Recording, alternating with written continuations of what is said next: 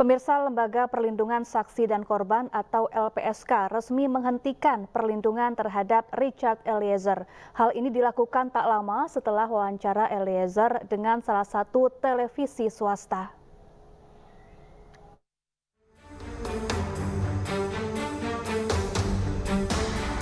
Lembaga Perlindungan Saksi dan Korban atau LPSK menghentikan perlindungan kepada Richard Eliezer Pudiang Lumiu.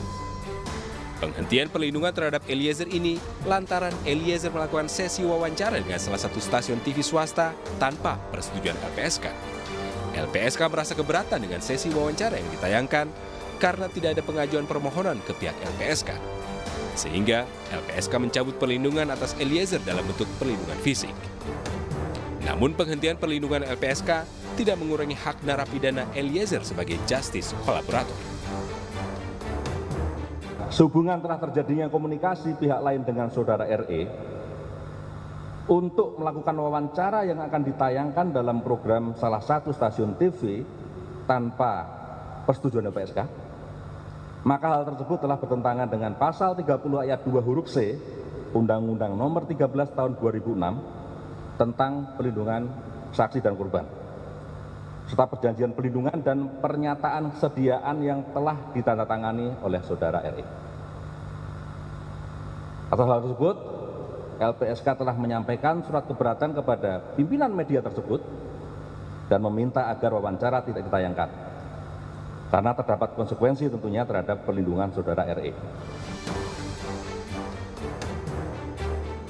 Sementara itu, kuasa hukum Richard Eliezer, Roni Talapesi, menyayangkan adanya masalah teknis koordinasi di internal LPSK yang menghilangkan hak kliennya.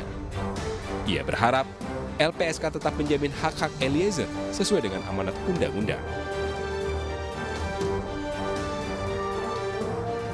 Sehingga tidak benar yang seperti tadi yang kita dengarkan bersama bahwa LPSK tidak diberitahukan. Jadi saya punya dokumentasinya semua secara lengkap dan jelas. Ada surat juga tembusan kepada kami.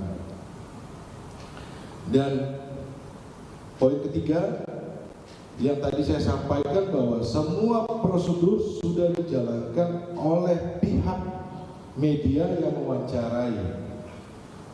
Tadi saya sampaikan bahwa saya mengkonfirmasi langsung dan menelpon kepada LPSK. Dan LPSK sampaikan silakan. Nah, ini poin penting adalah kalau ada teknis koordinasi soal di internal LPSK, saya kira ini tidak perlu sampai harus merugikan Eliezer. Ini kan masalah komunikasi antar pimpinan LPSK. Menetapkan terdakwa sebagai saksi pelaku yang bekerja sama. Sebelumnya, Barada Eliezer diberi perlindungan oleh LPSK karena statusnya sebagai justice kolaborator dalam kasus pembunuhan Brigadir Yosua. Dengan status tersebut, Eliezer mendapatkan keringanan hukuman dalam putusan hakim, sehingga hanya mendapatkan hukuman 1 tahun 6 bulan penjara. Tim Liputan iNews melaporkan. Selama 1 tahun dan 6 bulan. Benarkah penghentian perlindungan LPSK kepada Richard Eliezer karena tidak ada izin ke LPSK terkait wawancara dengan salah satu stasiun televisi? Untuk lebih lengkapnya kami telah terhubung dengan juru bicara LPSK, ada Pak Ruli Novian. Selamat sore Pak Ruli, apa kabar? Selamat sore Mbak Safa, baik-baik nih kabar sore. Baik, Pak Ruli, ada perbedaan pengakuan dari pewawancara Eliezer yang mengaku bahwa wawancara sudah atas seizin LPSK, tapi kemudian LPSK menyebut bahwa wawancara tidak mengantongi izin dari LPSK. Jadi sebetulnya yang benar seperti apa, Pak Ruli?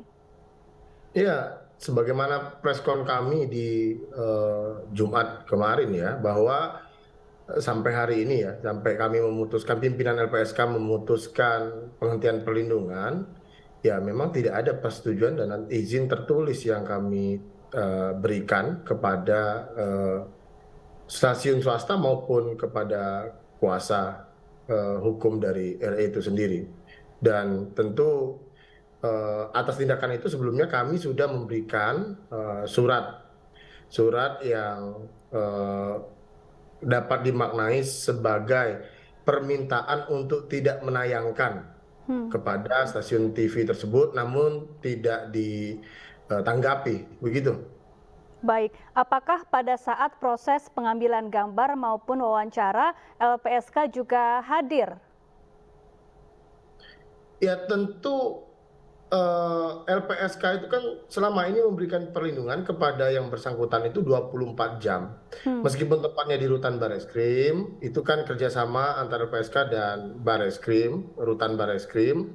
LPSK sendiri menempatkan personilnya, petugas pengamanan pengawalannya di rutan. Jadi memang kalau kemudian pada pelaksanaan wawancara tersebut ada petugas LPSK yang di lapangan, ya karena memang sehari-hari memang di situ, gitu Mbak. Baik, jadi artinya sebelum wawancara berlangsung sampai proses wawancara LPSK sudah mengetahui ya bahwa akan ada wawancara tersebut.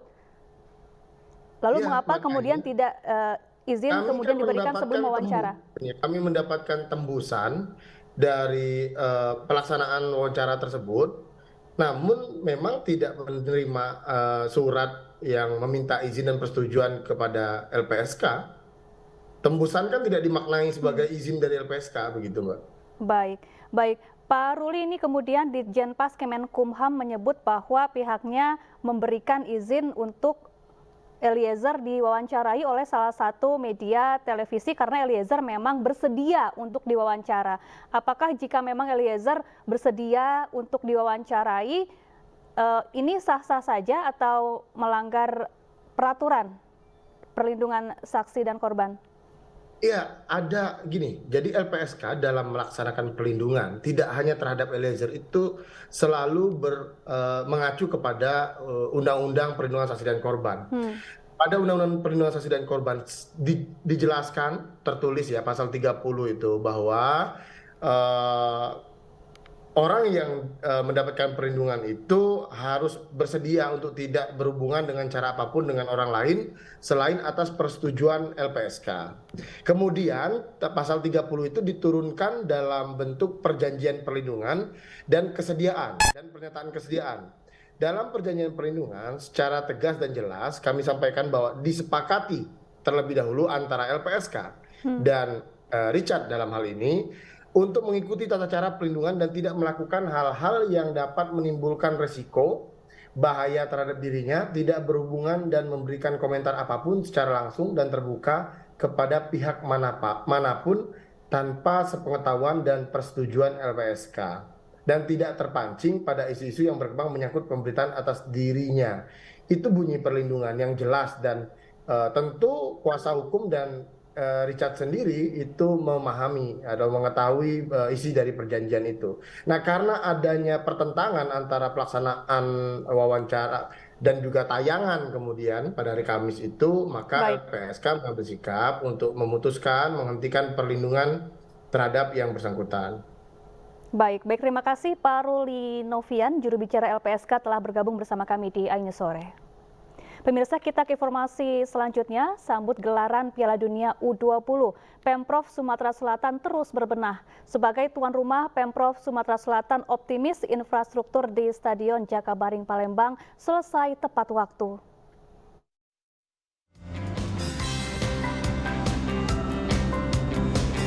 Stadion Gelora Sriwijaya Jakabaring Palembang terus mempersolek diri menyambut penyelenggaraan event Piala Dunia U20. Pemprov Sumatera Selatan telah membenahi infrastruktur seperti rumput lapangan, lampu stadion, hingga pagar tribun stadion. Seluruh persiapan hampir selesai dan Pemprov Sumatera Selatan optimis menyambut gelaran Piala Dunia U20.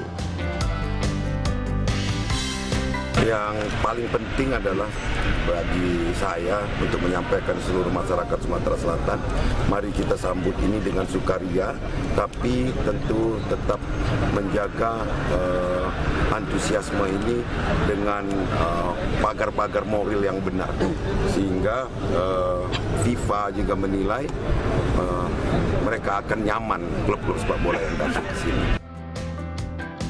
Ketua Umum PSSI Erick Thohir dan Menpora Zainuddin Amali juga meninjau langsung kesiapan Stadion Jakabaring Palembang.